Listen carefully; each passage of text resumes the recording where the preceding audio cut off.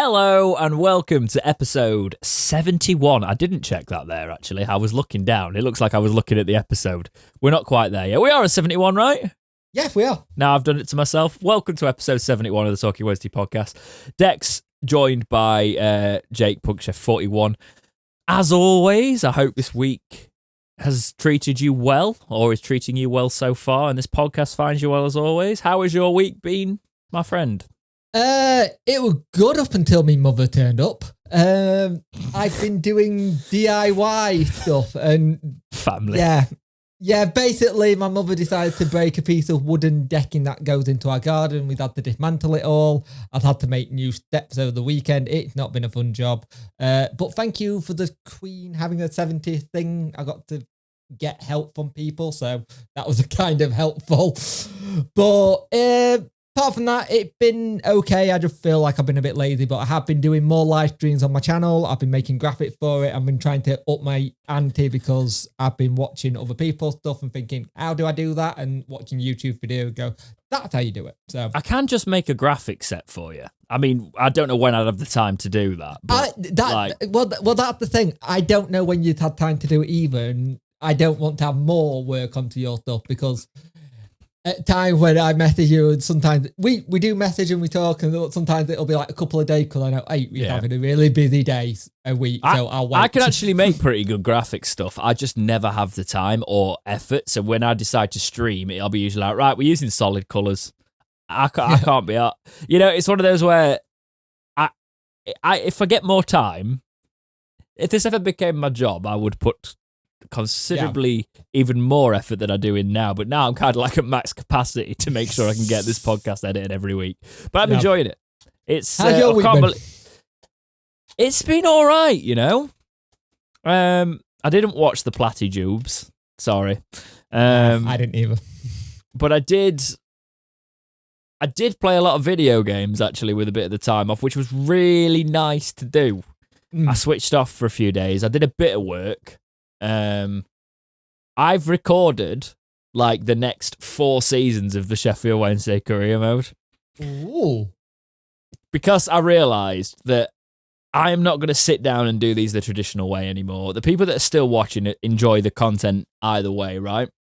So I've just literally sat in my pants, playing not on camera. We ain't opening OnlyFans yet, boys and girls. I've basically just played the game and bulk recorded and gone through some stuff and just had the record on, and I would just do VO for it. So I'll just go in and do, you know, like my Sim to Glories. Yeah. But I'll just go in and talk through it. There'll still be the same sort of episodes. Just won't be me sat down on, because that's the whole faff of it. Me being sat down to make sure I can do that. Yeah.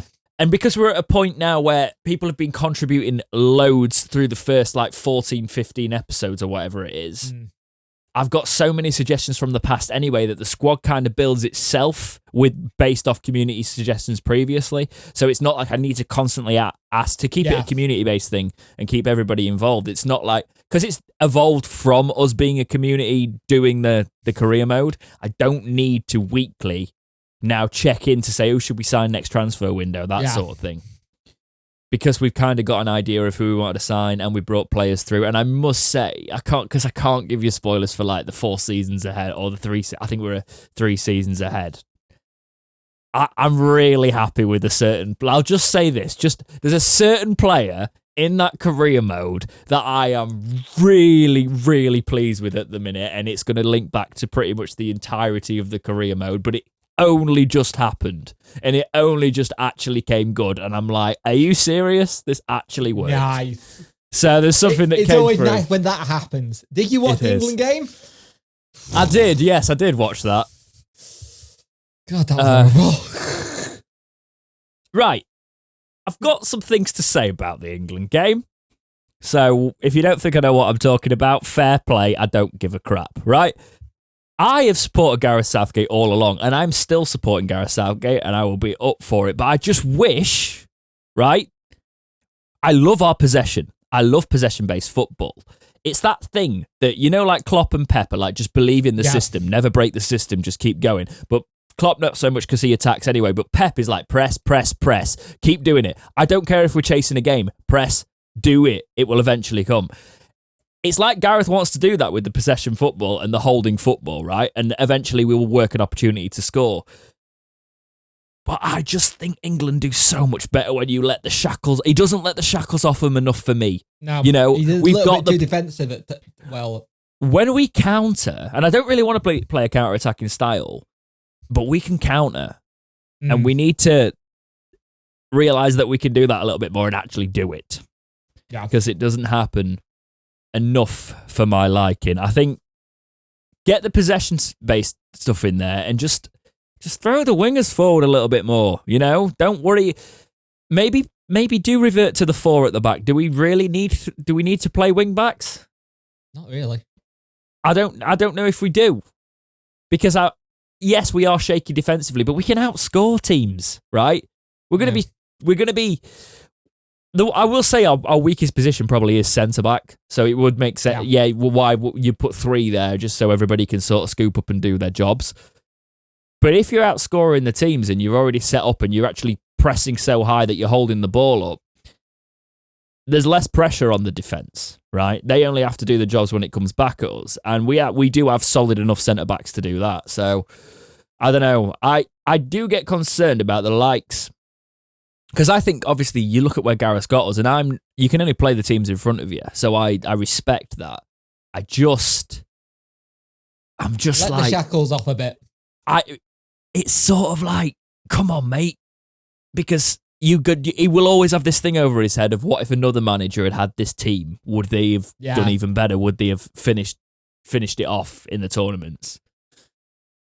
And I don't believe in hypotheticals. I can't really slate him too much because he is the man that's got us there, and he is by proxy, by just absolute my favourite England manager of all time. He's got to be, and he's also an FA man. And that's one of the things that you've got to always remember. The FA will always go to someone who told the line. He doesn't seem to step out of line. He says what he right to say.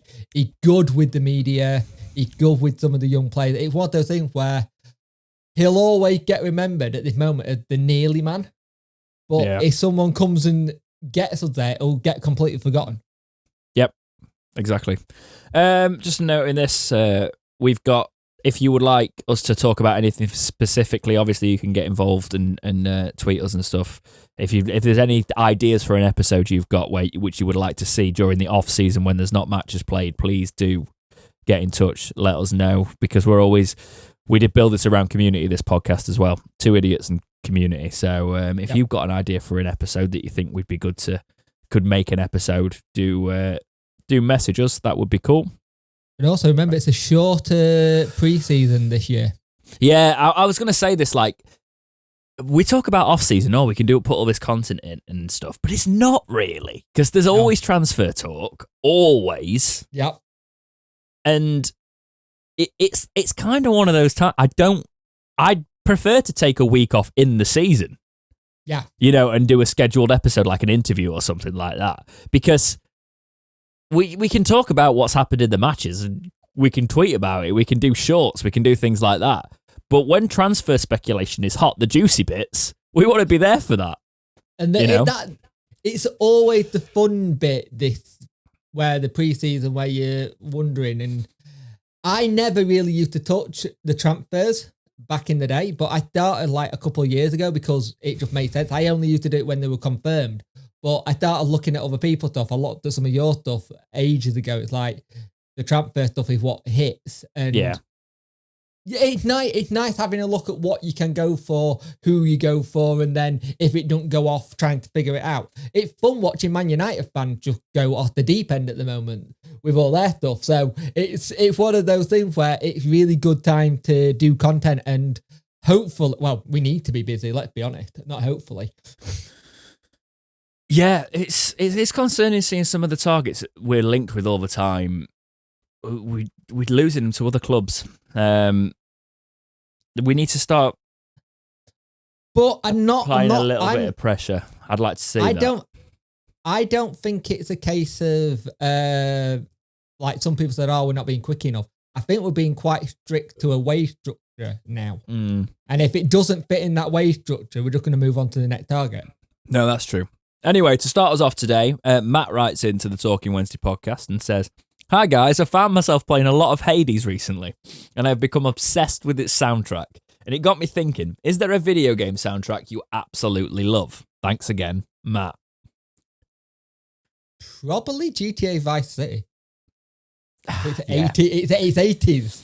You It's see, all 80s. that's where I was going, but I was going another way, right? If we're talking, I get this with Hades because it was a specific. It's like a score, you know. It was written and the music is fantastic. It's not, but if we're talking soundtrack, and we are, and the question was soundtrack, I did like Assassin's Creed Black Flag. Do you know that's the one Assassin's Creed I've not played all the way through? Oh, that was so fun. I loved it. I know. It's almost blasphemy that, but it's I really like. Weird fact. I'm an electroacoustic musician. To people who actually know what that is, and people who actually know what that is, that's what I did part of my masters in. All fun. However, I really enjoy soundtracks that will incorporate soundscapes and things like that due to that. So I really like atmospheric music. So I've always been a big fan of Zer's music with Fallout because he's a traditional composer, but then it gets added to that atmospheric, you know, the worlds, and it just adds so much atmosphere to the sound. If I'm going soundtrack, though, the one thing that always sticks in my mind, and it's probably the reason for my music taste as it is, because playing this as an 8, 9, 10-year-old, which I shouldn't have been doing. It would have been 10 years old, actually.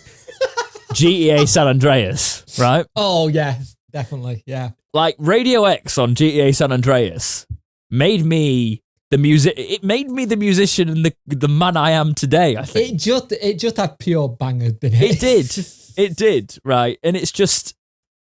There's just such a good soundtrack because it had like Ozzy, it had Guns, it had you know when you're just thinking now, you just like you've lost all of it. It had Alice in Chains, it had I know this entire soundtrack. It had L7, right? It had L7. Pretend That We're Dead was like a vibe when I was driving around Grove Street, and I don't know. K-Rose is also a great soundtrack. It got me into country style music just because I was like, well, this can make you sway and bop and mock it, and it's fun. I used to like the Def Jam fighting game soundtracks as well. Def Jam, all right. That's just, you know, when you just get that little tinge of memory and serotonin from childhood, right? Def Jam Vendetta. Yeah. What a game. I don't think I've got it anymore. If you've got Def Jam Vendetta and want to gift it to me, please do, because I missed that game. That was a great game. Snoop Dogg just... I remember there'd be like a fight with Snoop Dogg pushing you up against like a door or something, or like pushing you into like a utility room or something. And it was all about... I was playing that when I was about 9. Parents just didn't know what they know now. The other one that I used to like was True Crime, the LA series and stuff like that. That always had a good one. True. Yeah, no, that's good. I'm just trying to think of the actual... I know people are probably screaming like Doom for video game soundtracks because it's... But yeah, for me, it is GTA San Andreas. It's just... It's been a little badass. Vice City was first. It's been a little badass in your bedroom going, I shouldn't be able to do this, but going, yay! I mean, Wave 103 was like a time for me. Because when I got this bass, right, the other day, because I needed a bass guitar because I didn't have one. Lovely little it's a very pretty bass. And the first bass line I learned on it was Run To You by Bryan Adams, right? Right. And that is because of Vice City. I think it's Vice City it was on. I think you're right. Because it wasn't the same radio. I think it was on Fever 105. Here we go. We're going down memory lane here. But I've seen Gary Newman, right? And Cars was on the soundtrack for Vice City. Wave 103 with like Cars. There was another one that had... Flash FM was on Vice. It was on Flash FM on Vice City. And I'm not going to play it for copyright reasons because my bass playing is so exquisite. It'd be like, oh, that's audio match straight away there. But it's that sort of thing that just, you know, it's really hard for me to not say Vice City because I was playing that when I was way too young because my next door neighbour had it and he was like 13 and like I just remember that soundtrack and having like Def Leppard, and I'm a massive Def Leppard fan going, this is just awesome. Yeah. Which one had Def Leppard? I think Vice City had it, or I had it. I don't think Vice City. No, Vice City. The one of them that had Def Leppard on. GTA 4 had Def Leppard on, and the DLC. That's it. Thank you. That come on. That's it. I know my Grand Theft Auto soundtracks. Pour Some Sugar on Me was brought in, and so was Dr. Feelgood from Motley Crue. Yes. They brought it in when they brought in the Lost and Damned DLC for the biking. That's the one. Thank you. Get it right, Jake. Anyway, should we do a Sheffield Wednesday podcast? That went on for a bit. By the way, this is usually how we actually start before we do the podcast. We'll be talking random rubbish, and then there's your timestamp, lads. Anyway, so we're going to get into the news.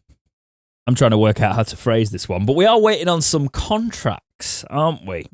The Star have pointed out, as we can all be well aware, that we're still waiting on whether Luongo, Jack Hunt, Mendes Lang, and Joe Wildsmith are going to sign their contract. So the initial story from the Star wrote this: Sheffield Wednesday continue to wait on 4 players who have been offered new deals from the club. The headline was, what EFL regulations say about contracts offers to Owls Quartet. Now, the interesting bit in this is just they were talking about the regulations, basically, and they go as follows. The quote: the player must notify in writing the club holding his registration with 1 month of the date on which the notification of the said terms of the re-engagement were sent. Whether or not he accepts their offer for re-engagement, if the player has not replied in writing to the club's offer of re-engagement by the 30th of June, the offer shall automatically lapse. So there's a time scale on when they can. That's the legality stance of it. Basically, we were going to talk about this anyway, but it's always nice to get to expand further and have some of the actual parameters that are set, and the Star have done that for us there. What do you think the situation is going to be with these players? Because usually you'd have heard one of them or something sign by now and stay on. It's been a little while. What are you thinking, Jake? I'm getting a little bit worried that we may not get any of them. Personally, because I think if there's a good deal out there for Jack Hunt, he takes it. He signs it. I know he's been away. I know he's done Barry Bannon, Dagdo, him and Windass. They've done all that. But he's back now. I would have thought they would have got it done before you go away, if you know what I mean. They've done what? But him and Windass was on Barry Bannon's Dagdo. Barry Bannon's not already married? Nope, he gets married this year. Oh, fair enough. They were in Las Vegas, so that's why Windass had been on an extended holiday in America. I think he knew he was going to Dagdo, so he's gone. What are you trying to say, Jake? It's quite clear he's gone down to South America and he's signed the contract. Yeah. And I think he also went to a Luke Combs gig. You're a stalker. I just watch a lot of stuff on Instagram when I'm bored. Yeah, there's a lot on Twitter and that nowadays, isn't there? Anyway. Yeah. But I am a bit worried that we haven't heard anything yet. And normally you try and get them done before they go away and ready. It's if you lose all 4, there's only 3 I'm worried about. If that makes sense. Sorry, Joe. You've been on our bench. You have done well when you've come on, but we need to, if you want to be, I can't see you wanting to stay here and be on the bench. No, I think Joe will want to play football now. And it's, unless there's a loan option there for him. You know, can he get a loan? Can he have the Dawson loan situation? Well, Exeter, we gave you Cameron Dawson last season. Do you want the other one? Here's the other one. Yeah. Might work. They will they'll need a keeper because Cameron Dawson was big for them. He did very really well big for them. Yeah. I don't know. How are you feeling of it? Because I'm not bothered either way. I'm not bothered. Luongo obviously would be a great player for us if we could keep him fit. Yeah. We've got Mendes Lang, again, a great option on the wing, but if we've got other options coming in, brilliant. Hunt's getting on for a fullback that we need to keep. I can't imagine, and Wildsmith, again, I don't see him being on number one. So, as much as I would be happy for all to see them all four sign, I also wouldn't be gutted to see all four of them not sign new deals, purely because I would have a hope in the regard that we can reinforce in this transfer window. Now we can buy players. The players we're being linked with, we can actually have a bit more transfer activity, and having four players getting released when you're not under restrictions is a little less troublesome, really. I also think having the restrictions that we had last season actually helped us a little bit because people knew we couldn't come down and spend big. Now our restrictions have been lifted. You've got the likes of Derby. They'll be keeping more an eye out on. We'll still be that team that they'll be like, oh, if Wednesday come, we'll have to price them a bit more than normal. Derby are still planning on spending a lot of money by looks of it, aren't they? Which is interesting. But it is that situation where we might be able to fly under the radar because a Derby or a Peterborough might come and get a player because they've got a bit of cash or they've managed to do whatever, you know what I mean? Or Barnsley. Yep. But you look at the league, Barnsley and I think Charlton have still not got permanent managers in yet. So there's a lot they can't do. They can't and won't want to do. So it could be interesting to see what happens. It is, but I just wanted to say in general, like, we aren't in the same situation we're in now. We seem to have a structure wage-wise that we're not going to go over. We've offered them a deal. That's all we can do. I also think we've got a long-term plan in place, but it's just not talked about in public, which is nice. Yeah, well, we can hope that. We can think happy thoughts, can't we? Yeah. Next story, Sheffield Wednesday examining a fresh transfer move for Birmingham City outcast Harley Dean. This is from the Yorkshire Live. Centre-back Harley Dean spent the second half of the 2021-22 season on loan at Sheffield Wednesday as the Owls agonisingly missed out on promotion back to the Championship. Sheffield Wednesday are considering making a summer move for Birmingham City centre-back Harley Dean. Yorkshire Live understands the Owls are closely monitoring Dean's situation at St Andrews as the League One club target a more defensive reinforcements ahead of the 2022-23 season.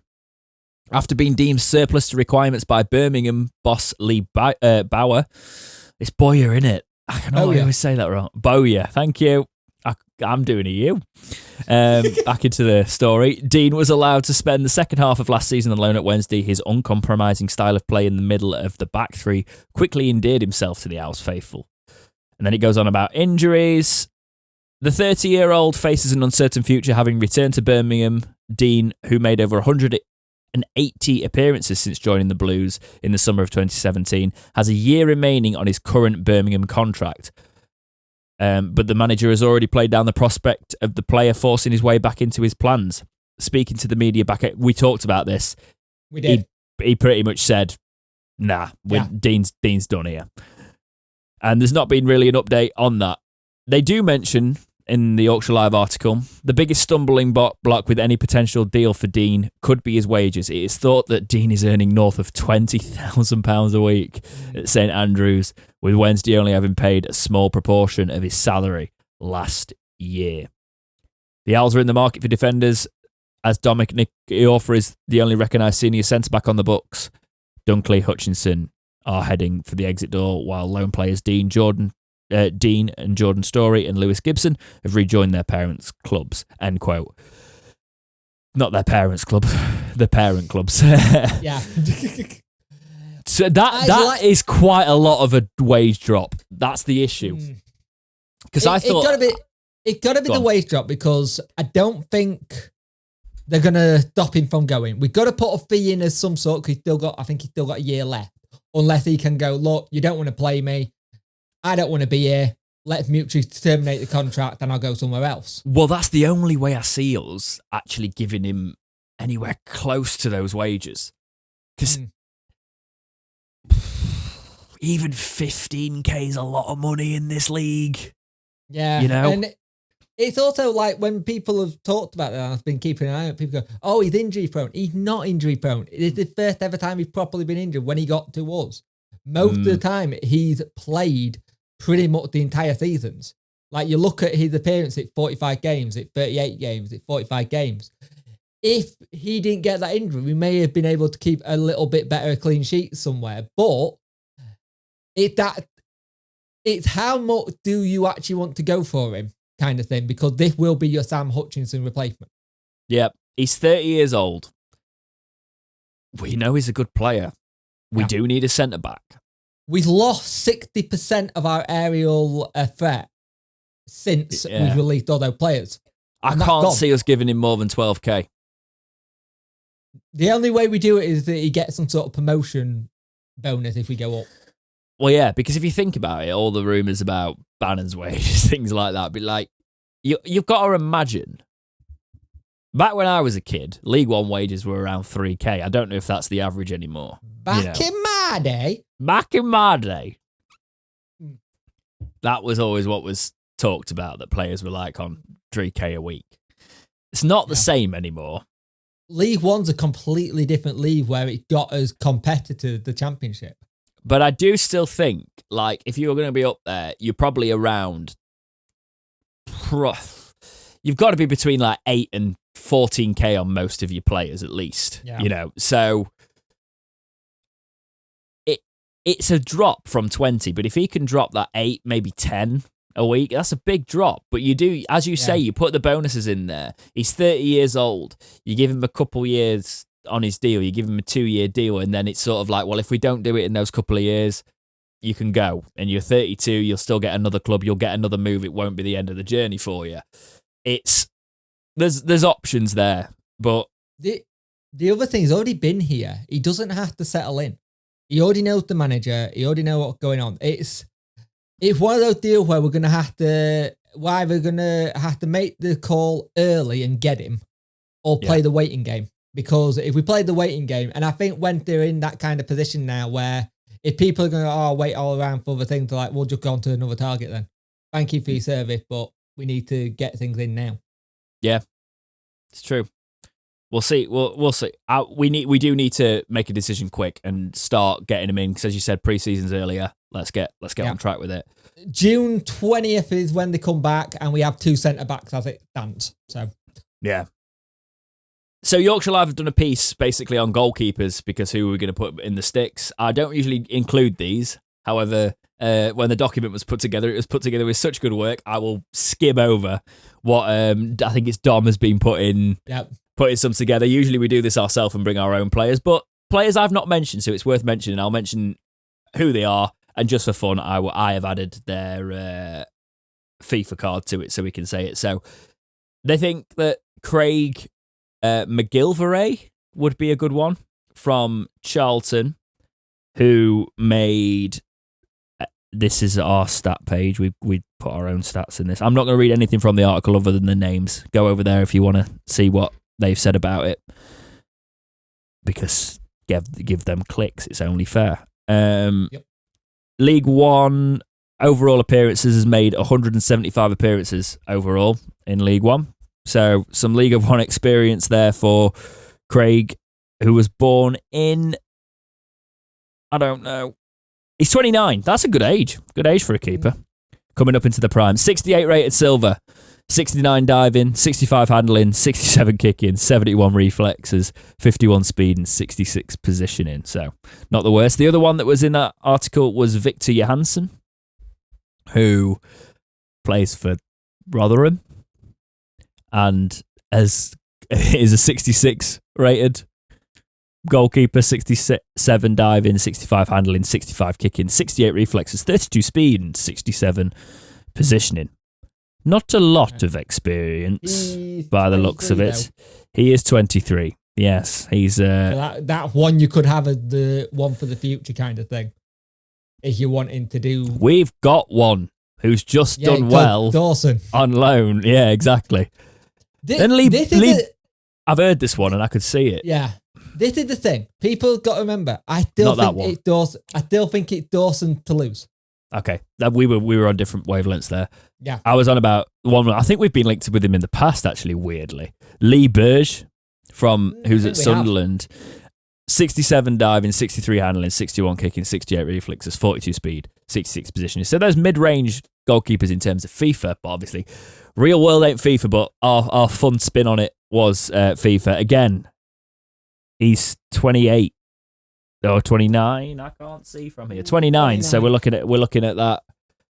We're looking at that age, and he's 41 appearances in League One so far. So we'll see. We'll see what happens there. It was worth putting in because all the work was done for us by the podcast document edited this week. So thank you very much. Basically, Soph drafted the podcast together for us this week and did very, very well.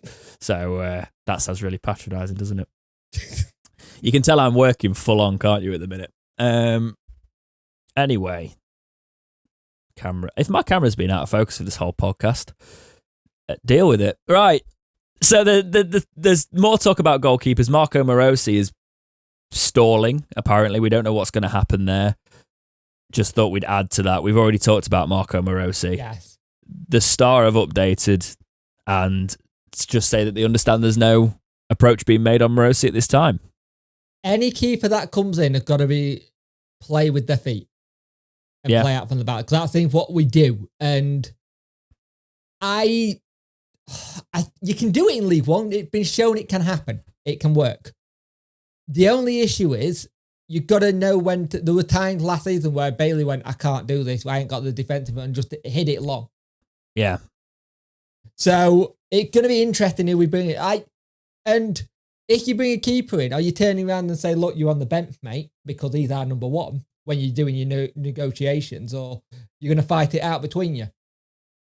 Did they want to do that? Did they want to be guaranteed number one? You do need pressure. You do need pressure on that bench. You do need a good keeper on the bench, really,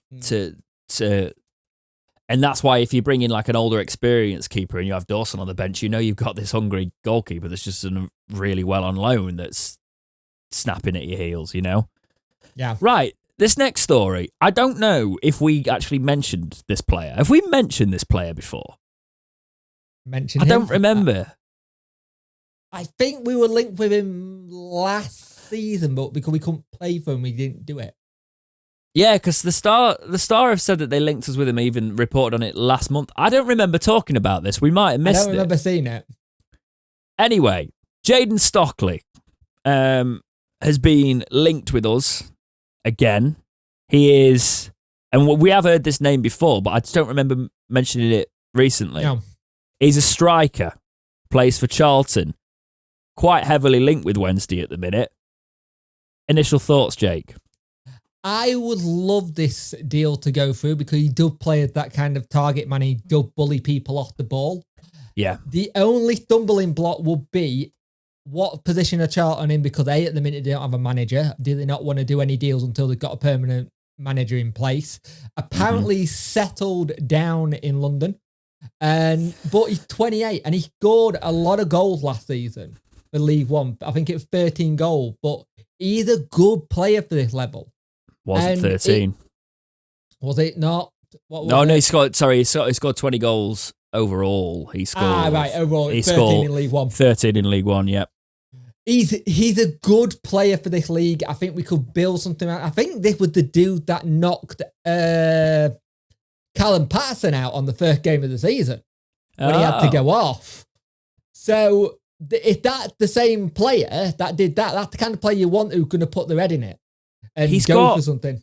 He's got good stats, man, and he seems, from what obviously we've seen him play, he's someone that Wednesday have wanted for a while. We couldn't pay for him. I think the fee being talked about is something like 500k. It's anywhere from 500k to 1.5 mil because they're going to want a bit of money for him, which is understandable. He scored a hatful of goals.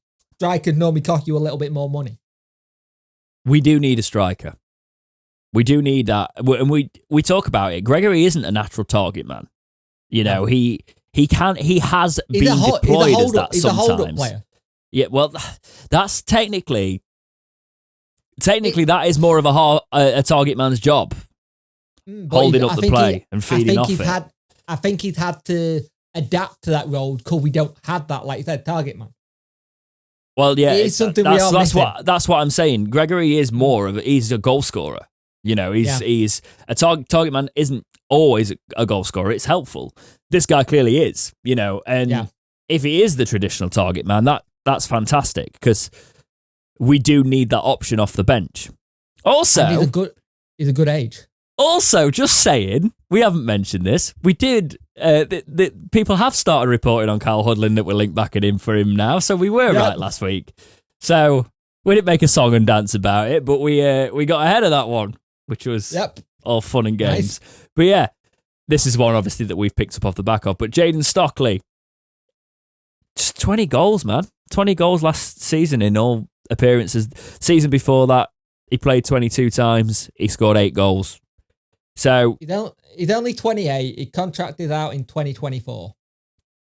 He's going to cost us a bit of money. I reckon it'd be around $1 million. It's worth going for me personally, because I'd rather us have it that we have a player that's actually ours instead of loaning someone and then getting to January in the parent club going, well, he's done really well, we'll take him back, and then he'll scrambling to get another one in who might not be the same. Especially if I've been saying this all along, but if Gregory gets a knock, we need options anyway. But if Gregory gets a knock, we need players for backup. We need players for squad rotation, but we also need the options, And having a target man option, we've been saying this quite a while. We need somebody to be able to go up there and change the game if it's not working. Basically, we need the new Hugh replacement. We do. How tall is this lad? Hang on. Yeah, 6'2". Were you about to give it in metric? He's 6'2". He's 6'2". I've just said it 3 times. He's 6'2". So yeah, no, and from everything I've seen and everything I've heard, he is your traditional target man. Unlike the player I linked us with last week, by the way, who isn't a natural target man. Apologies for that. Right. I meant he can play in that regard, but he isn't. I misspoke. Thank you for the correction. If you're looking at what Wednesday got at the minute, we got Lee Gregory, Josh Windass, who Josh Windass has said he's not a striker, by his own words. He doesn't see himself as a striker. Callum Patterson and Silaso. Callum Patterson isn't a striker. He's put down as a forward. I know he's not a striker, but he is not a striker. He can play as a striker, but he's not a striker. And that's no detriment to him either, because he didn't play at striker for most of his career. He just did it when he went to Cardiff. And he's a utility player, right? If we're talking actual natural forwards, he's not played there all the time, right? No. Wasn't he a right back for Hearts? He may have been, actually. Yes, I think you're right. Andy, you can correct us on that one because I know you know the answer to that. Yeah. We need strikers, and if you look at that squad at the minute, we need centre-back strikers and probably a little bit of pace on the wing, because the one thing we do lack in this team is pace. And yeah, we have to have pace before you start it. I wasn't going to say it. I was just making sure for the comment section. Charlton are going to struggle to sell to a rival. That's the only issue we face as well. And there's going to be competition for him, especially with teams like Derby coming down. Derby seem to not have a threshold on their spending. They're like, oh, we'll just keep spending. Stop doing that, Derby. It doesn't end well. It really doesn't end well. To be fair, the takeover still not technically confirmed. Mental. Jaden Stockley, Charlton fans, Wednesday fans, let us know what you think about the potential of him becoming a Wednesday player in the comments. Charlton fans, will we have a good player on our hands? Wednesday fans, would you be excited by this? Let us know in the comments section. Actually, I've got his FIFA card. I did it just quickly. He's got 55 pace as a striker. 64 shooting, 43 passing, 61 dribbling, 31 defending, 79 physical. So yeah, target man central on FIFA. He would be a bit rubbish, but we would would deal if he could bag us the goals in real life, I'm sure. Just lump it in the box and hope he gets his head on the end of it. Indeed. They aren't that Tavares side aren't giving up on Josh Windass. The manager doesn't seem to be at the minute. We'll see how that one develops going forward. Don't need to talk about it too much more. Yep. But this is the long... Go on. To be fair, from what Windass had put up, he looks like he's staying anyway on his... Yeah, it does. He's settled, and I think you look at how he's talking and stuff, it's like, I didn't do enough last season because I was injured. I'm ready to play football. Yeah, he might as well. The thing is, Windass, even if he stays this season, like if it doesn't go well, he'll still have options around. So you might as well stay and fire in 20 goals for us, mate. Don't have to be from striker. You can be a shadow striker. Play as a cam. 20 goals will be fine. Fire us up to the championship. Be all good. But it is the long-awaited return of the community section. Not done this in a little while, which used to be I did make a point of trying to do this every episode, but everyone got a bit dead towards the end of that. There was like one or two people writing in for a while, and now it's gone back up. So just make sure you're still in the community tabs. I will try and post them a bit more frequently. Get in the Discord if you're not in it already. Message us for that. Make sure you get in touch if you want that. I've probably not replied to people again because I don't check my message requests enough. But we will move.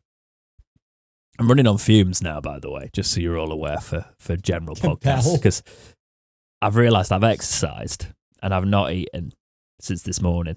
Didn't have to go into work this morning, so Soph made me an omelette and it was fantastic. But that's all I've eaten all day. So I'm sort of just like, I stupidly exercised when I got in from work, and now I'm really the man on the screen that I'm looking at is crashing hard. Yeah. I don't just wear a hat in summer for fun, by the way. I've exercised and got in the shower, and now my hair is sodden, so it's up in the hat. Anyway, community topics. Todd Edgar wrote in on the Discord and says, are there any former players that you would happily take back at the club for the upcoming season? And if so, who? Keep up the great content. Oh, God, we're asking something here, Todd. Because Wednesday, you're always asking for old players back, aren't we? Go on. West Ham, can we have Antonio back? That'd be a decent one, wouldn't it? If we were going into fantasy land. But realistically, who do you think we could take back? Because you couldn't realistically bring Forestieri back now, even with his age, because he's having a good time where he is. Yeah, he's loving it. I wouldn't mind having Poodle. No, Abdi then. No. If I wanted someone to sit on the bench, I'd just hire someone. No, I mean now, man. You've got to bring them back now. They've got to be actual former player. I assume this is what it is. I would like Hector. Personally, yeah, that he did like being at Wednesday. He is the one former player that does feel and does sound like there's quite a lot of unfinished business there, doesn't it? I've seen a lot of people say Zhao, but I want him to get sold so we get the selling fee. So no. Yeah, no, I don't. He wouldn't drop that. Realistically, I can still see Hector could happen, guys. Yeah. And Hector should really happen. He would probably be my one as well. No, God, no. God, no. I think. I wouldn't take Tom Lees back either. No. I'd take Jacob Murphy. Again, not going to happen, is it? But never going to happen, but yeah. I'm just trying to think. You have to keep your head in. I would take Reach back. Would you? He's a good utility player, right? I wouldn't be jumping out of my chair for him, but I would have Reach back. We spent so much money on him, we might as well have him back. Yeah, I'd have Wickham back, but Wickham's too injury prone now. That's the issue. And we don't need that. Wickham's a good player, but he is way too injured. League One, though, if he could stay fit, Wickham crack him for this league. Kieran Westwood, obviously, because I always say Kieran Westwood. Because I can't let it go. All right. Oh, what the lad? It wouldn't happen because he's Huddersfield now, but he was at Newcastle, and we had him on loan. You remember him? Oh, Lazar. No, other one. Aaron's. Yeah. No, I wouldn't have him. No, didn't impress me too much.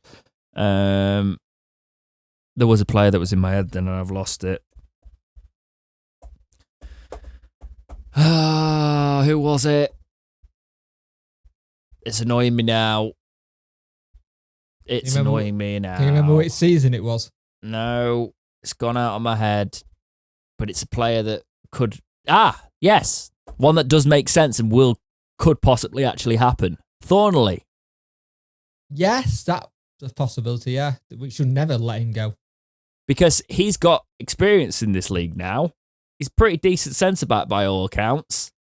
We are in League One.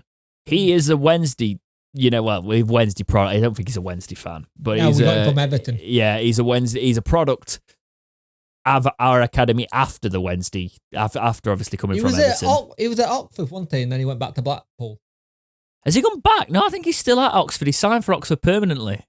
Did he? Yeah, he played for Blackpool. And then I think he went on loan to Oxford and then he signed permanently. I might be talking out of my arse, potentially. Let me have a look. There's a potential thing that's actually happened there because I'm losing track of seasons. Has he gone back? He is still at Blackpool. Talking out my arse, there we go. That's what I do. Would be interesting, though. That could happen because Blackpool don't have a manager at the minute. Or we just loan him, anyway. So, but we don't really want to loan too many players back. But I will say something. I don't want to have a loan player and have the same thing that Leon Best did when we loaned him. He said, I came here when I was 21, nothing changed. Cheer for that. Always annoyed me, that interview. That was a dark time. Dark time. Gary Taylor Fletcher was the dark time. Same time. Oh, God, it isn't it? Yeah. You forget, it was all at the same time. I don't know if it was, to be fair, but all I remember of that era was Bothroyd, Taylor Fletcher, Martin Taylor at centre-back, Anthony Gardner, who looked amazing at that level but got injured way too often. I was on the cop every week at that point, right? Pain. Can't believe you said Jay Brothwell. I forgot about him. Before I went, I think it was just before I went to uni Pain. Yeah. We did have the Steve Whitey White wrote in on the YouTube community tab and says, Sheffield Wednesday have been linked with 4 strikers. Andre Gray, Fraser Campbell, Elliot Lee, and finally Tom Barkhusen. Is that the same Barkhusen you used on FIFA? ? Yes, it is. Out of the 4 of them, who would you both be interested in signing? For me, it's Gray and Campbell. I must say, we have not been linked with these. I did some digging. Dom did one of his who could we sign pieces like we do, when we do some of those. So we haven't been linked with them, but I thought it is interesting to speak about some of these players.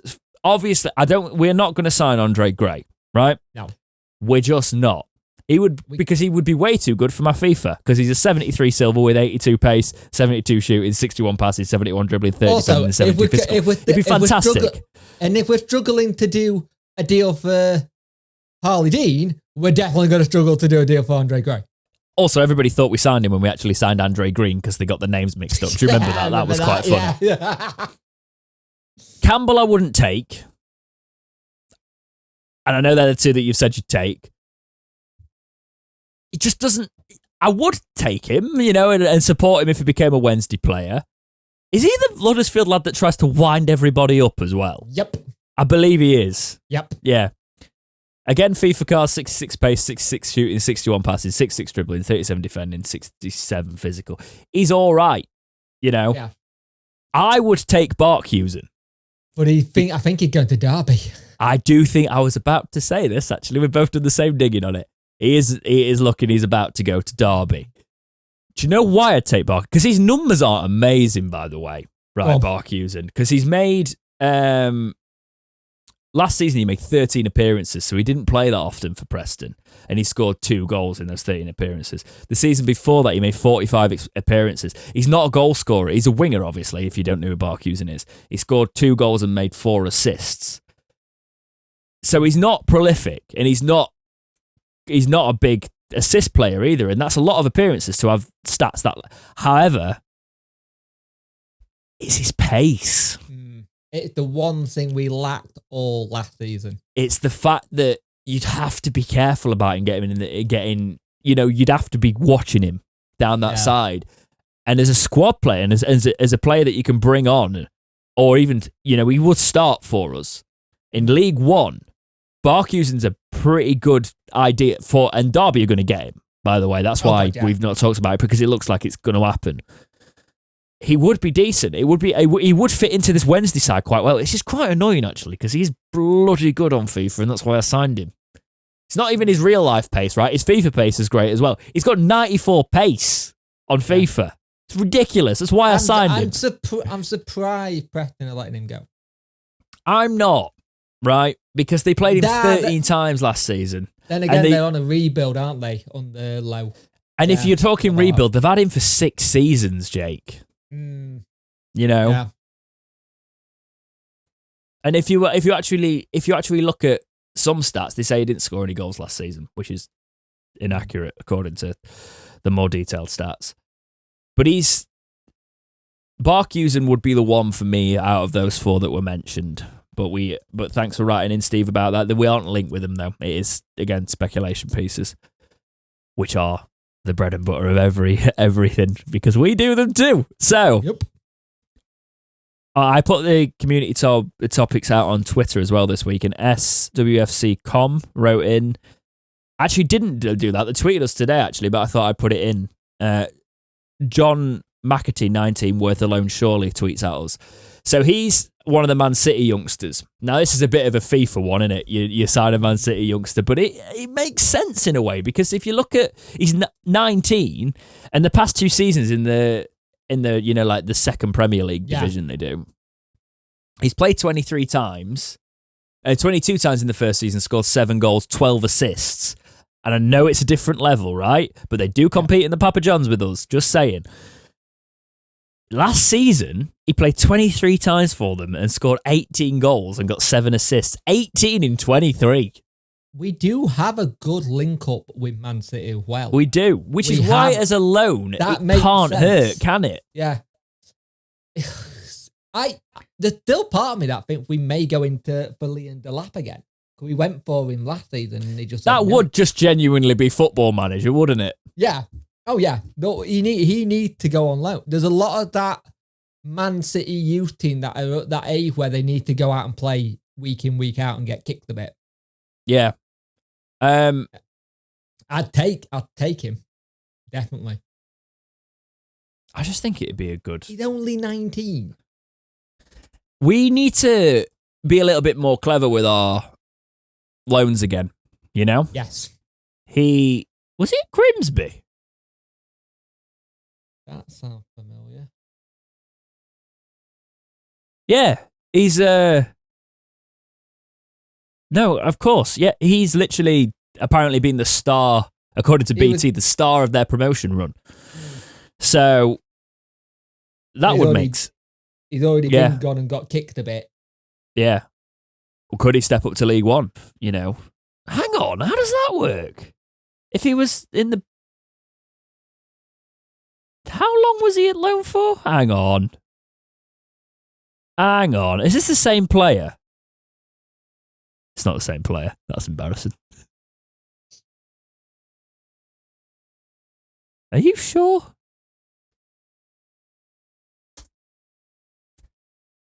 This is going to catch a few people out, but never alive on a podcast.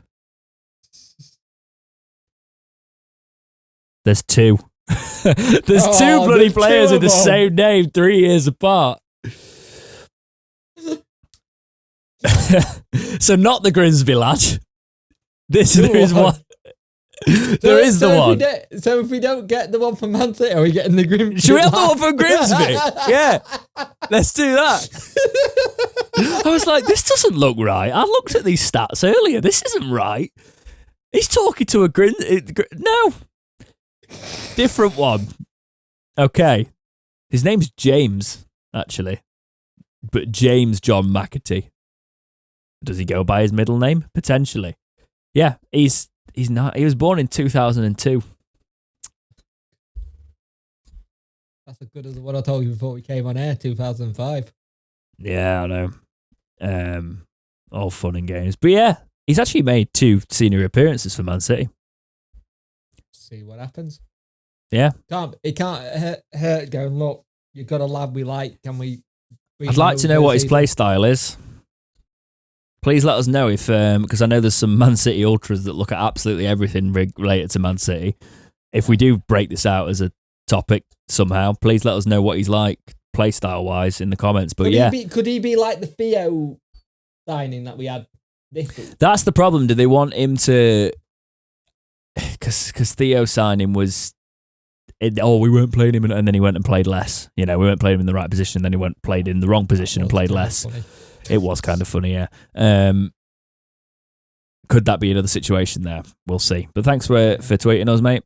The next tweet comes from Lee Wild Goose, who says, as a fan, would you rather see Wednesday get to the Prem or win the FA Cup in, say, the next 10 years? That's a big one, that is. Prem, because you can, if you, what's the word I'm looking for? Manage to stay there for a long period of time, it's very good, and it worked quite well onto a question later on in the topic, which we're going to discuss. But having the Prem would help us be a bit more sustainable as well again. Here's the thing for me. It's that I look at it from that aspect of it. Can you imagine our fan base? We wouldn't shut up if we won the FA Cup or, the FA Cup within the next 10 years. We could be in League One for the next 10 years, but if we'd managed to win the FA Cup in that, we'd cling to it. It'd be the next thing for the next 30 years, right? I'd love it. It'd be fantastic. Yep. But if you look at the bigger picture of a club and you look at parachute payment money and the way the money's going, we need to get to the Prem at some point in the next decade, right? We are the last if we big don't, club now Forest have gone. Really. Oh, I wouldn't say that. I put that on Twitter and got a lot of hammered for it. But if you look at terms of fan base, you know what I mean? That era. That got relegated, basically, yeah. We are the ones that have not bounced back up, which means we've not had any of the riches of it. We need to go up and get some form of that parachute money, even if we come back down, right? We just need a promotion there. Yeah. We need to get out of League One first. There's a long way to go. But we do need to seriously do it, because otherwise you end up stuck. Yeah. And we've all seen the gif of Chansiri coming out with the money. He could actually go and spend a lot of money then. Do you know the only thing that stops us, right, from falling? The only thing that's quite disgusting in a way, if they scrap financial fair play in the Championship, in its current situation, just got rid of it, then it levels the playing field for people like Chansiri to just come in and chuck money at it, and we'd be able to compete when we got back to the Championship with the parachute payment clubs, because he would have chucked that sort of money at it. Oh yeah, definitely. So it's a case of, I don't know. I think you've just got to be able to make sure the owners can pay for it. That's what. Also, can I say, we do slate Chansiri. There's a large portion of the fan base that gives a lot of stick to Chansiri. We've given him stick where it's due, and we've given him respect where it's due.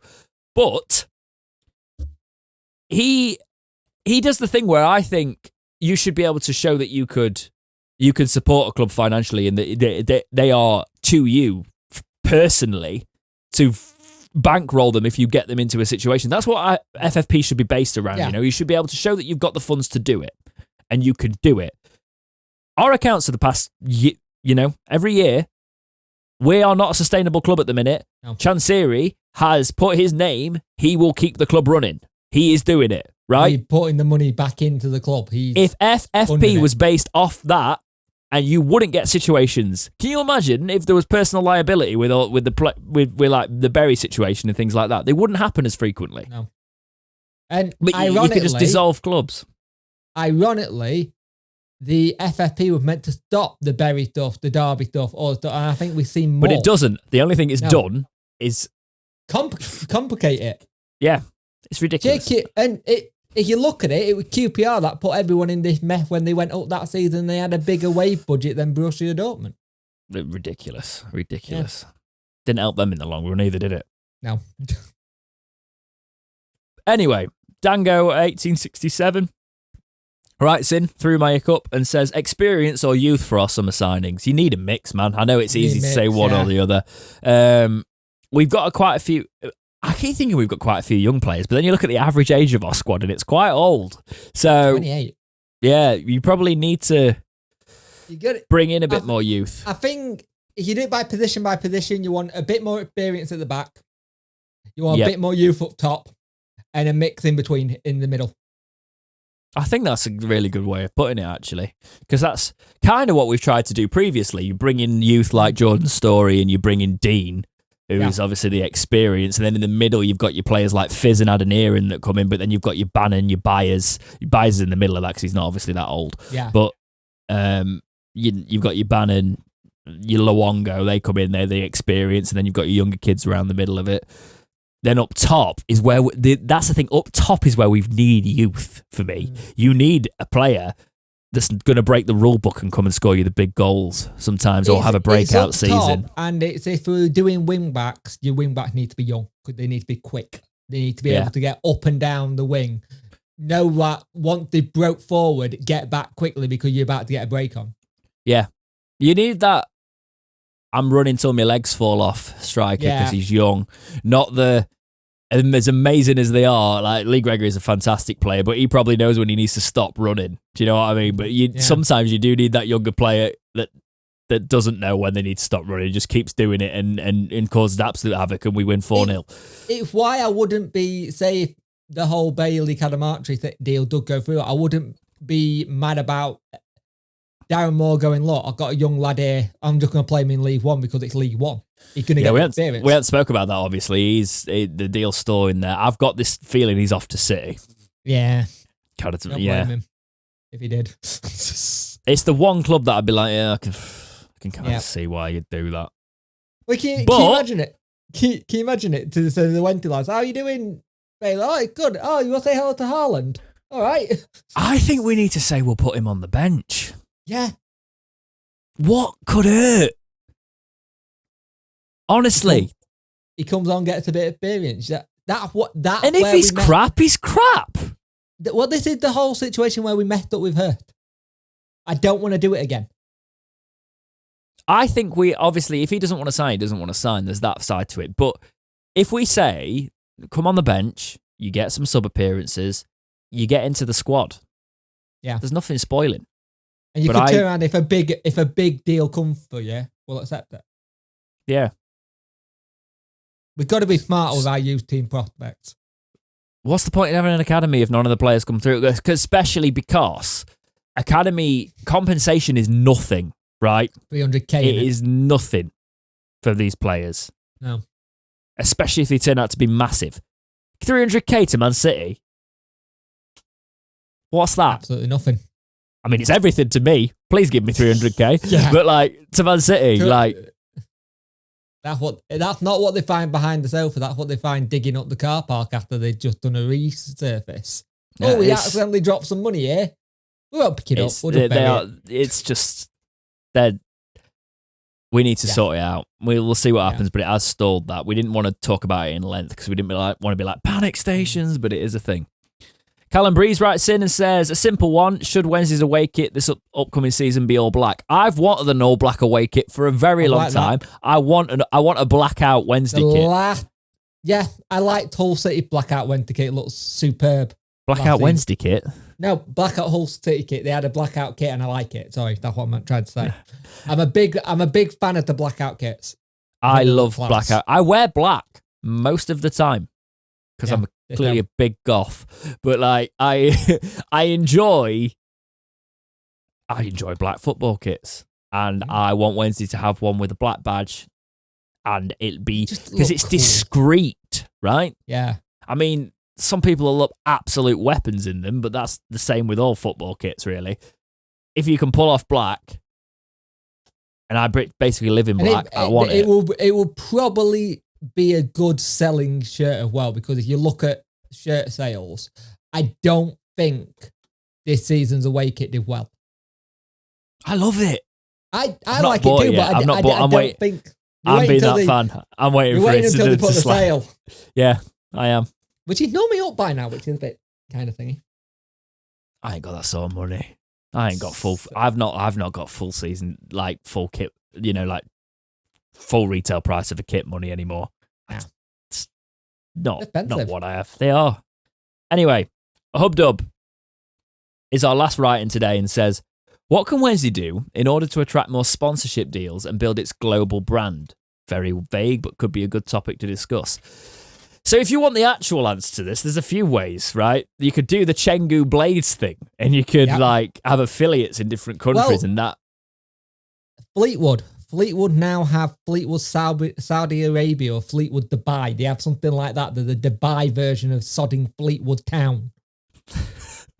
Come on! Not hard. If Fleetwood had figured it out. Can I just say, does Dubai remotely interest you? No. It's like, I'm sure I'd go and I'd see what it's all about, but it's like you bump into every single footballer. It doesn't appeal to me as a place to visit specifically. Like, I don't know what I don't know if it's the man-made city aspect or I just like, I don't know. I don't the manufactured side of it. I'm sure if somebody wants to pay for an all-expensive trip to Dubai sometime, I'll give it a look, guys. I'd be able to kip on my cousin's sofa because he lives out there. You got a cousin in Dubai, have you? Yes, I do. Are they a self-help person that does all their videos from their Dubai apartment? No, he's a physiotherapist. That explains it. Yep. Fair enough.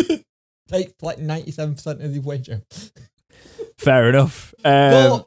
You could have affiliates, things like that, to build your brand. You could potentially have a bit bigger media presence than we've got. Could you have an ambassador program like former Wednesday players in different countries? Yeah, because there's commercially. Do you know what they could do? Oh, here we go. They could talk to your content creators, the small channels that actually have I'm just saying, like the production. If Wednesday were paying me to do something for them media-wise, we'd be all right because I'd actually put some effort into that. Saying. I can see you going, right, I'm coming in. What are we doing? Rip that up, start again. Because our media side is poor. I'm not going to slag off because I'm not going to slag off the media team. I'm not going to slag it off, but you look at what other people have done. It took us ages to do a team sheet Twitter thing. Just drop me an email and ask me about audio, right? Because audio, I don't run our audio to the best ability, by the way, because otherwise this room would be a dead room. I wouldn't be this close to the mic. We'd be using a different setup. However, when interviewing a player and doing that sort of stuff, you've got to get the balance right. Okay, that's one thing. I like that we're trying more, but structure it. I think it's a media thing. It's because when Chansiri came in, he wanted Wednesday to be one of the number one teams in Thailand. He wanted to be able to walk through Thailand, very much like what Leicester's got. I think he's seen the Leicester City shirts and gone, I want that. It could have been done. That season we went up versus Hull. They're trying, by the way. They're trying to get with local bands like Sherlock's. But it's this season was a little bit more. You saw more of what Liam Dooley's doing. I think that's why Liam Dooley's here. He's trying to build those links. The big thing on the global brands bit, and it does come back to home. We need to work on our commercial side anyway. In terms of merchandise, our merchandise is tap. Let's be honest. It's not great. It's overpriced crap, isn't it? Yeah. And you need to figure out new deals with people to do different things because you look at other clubs and stuff. Like, even if you go to Meadowhall and you just go past our little thing in near the Oasis and then go past what Sheffield United got, it whirls apart. We've got a bigger shop. It's on the honours board. Yeah. But there's a lot. Do you remember that tweet? Lot, that was funny. Yeah. There's a lot that can do, but I think we have to rein it back a bit with what's happened and then start again. And he's learned some things. I think we're slowly getting there, but like I said, if Fleetwood can have an affiliate out in Dubai, surely we can have a Thailand version out in Thailand or something. We anywhere. Just build like, even if you sort of... I love a duck contingency. We could you build your brands, you know. You have variants of your team in different countries, and you do it that way. That's the biggest way to do it and build the brand. But I'd say even bigger is being savvy with your media presence, right? Yeah. And build and using the club, like knowing somebody who would be able to sort of influence that platform and take the power of a Sheffield Wednesday with an already, but know how to build them in a modern world, right? Okay, and you'd have to appease not just the old fans, but you'd look for your new market, right? Because your old fans are going to be there anyway, right? We're there through thick and thin, but knowing how to target your new market, and I am not just saying, right, start promoting Qatar Airways and doing all that sort of stuff and being like, oh yeah, let's Wednesday. No, I'm not saying that. I'm saying just be more savvy with the younger generation of fans and knowing how they interact to content. Well, if you look, we are using like the things like the TikTok and stuff. Like the head groundman is actually done. He's got a TikTok that he does himself called, I think it's Groundman 1867. And he did a thing showing getting the pitch ready and get it all sorted. And it's interesting that he's done that off his own back. He knows, look, I can get people eyes on it. The fans will watch it. I think it's just been a little bit smart about what's around socially, what's around people, just getting the right people around and just going, look, this is what we've got to do. Here's a media content pack. Here's what we want to do. Let's try and build it. And guess what? Do you know what else helps? Being a bloody good footballing team, which we're currently not. Yeah. So when that happens, there's more options there. But that is all I've got for this week's episode of the Talking Wednesday podcast. Anything to add this week, Jake? Stay dry because it's going to absolutely chuck it down, apparently. It was. I got rained on at work. It's fantastic. Yeah, it's horrible. Wait at car. Bring on the hot weather. You say that, but I hate recording this podcast. Not on Monday. Not on a Monday. No. I melt. I absolutely hate sitting in this room when there's any form of heat. But it's meant to be boiling. Because my birthday's been and passed, and when like we did all that, like usually on my past few summers, my birthday that week's been roasting. We've not had it yet. No, it's a bit we had a week of where it started to hit the 20s, and I got in my car one day, and it's a black car, so it was 32 degrees, and I was like, but